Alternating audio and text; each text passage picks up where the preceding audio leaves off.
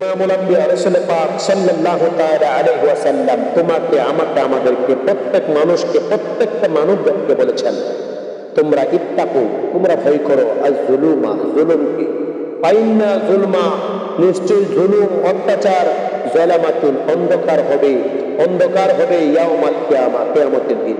অর্থাৎ রাসূল পাক সাল্লাল্লাহু তাআলা আলাইহি ওয়াসাল্লাম তোমাকে আমাকে আমাদেরকে বলতেছেন তোমরা অত্যাচার থেকে নিজেদেরকে হেফাজত করো, অত্যাচারকে ভয় করো, কেননা হাসরের ময়দানে কিয়ামতের দিন ওই অত্যাচার তোমার জন্য অন্ধকার ডেকে আনবে। ওই দিন তোমার কোনো সন্তান কোনো পিতার কাজে আসবে না, বাবা তার ছেলের কাজে আসবে না। হাসরের ময়দানে এমন একটি ভয়াবহ অবস্থা হবে, ওই দিন জুলুম অত্যাচার তোমার জন্য অন্ধকার হয়ে যাবে। কথাগুলো আমি বলি নাই, ইমামুল আম্বিয়া রাসূল পাক সাল্লাল্লাহু তাআলা আলাইহি ওয়াসাল্লাম বলেছেন। মুসলিম শরীফের 2578 নম্বর হাদিস।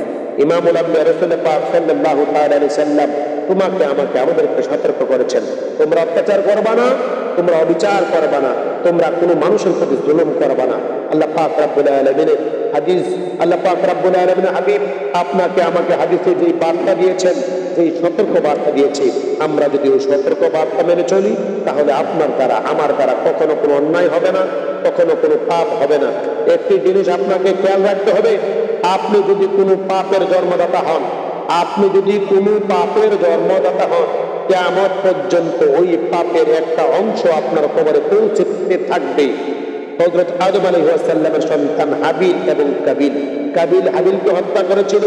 পৃথিবীতে যত নর মুসলমান, যত পুরুষ জাতি হত্যা করা হবে, ওই প্রত্যেকটা পুরুষ জাতির হত্যার একটি পাপের অংশ কাবিলের খাতায়, কাবিলের আমল নামে প্রবেশ করতেই থাকবে। কেননা সে ওই পাপের জন্মদাতা, সে ওই পাপের প্রতিষ্ঠাতা।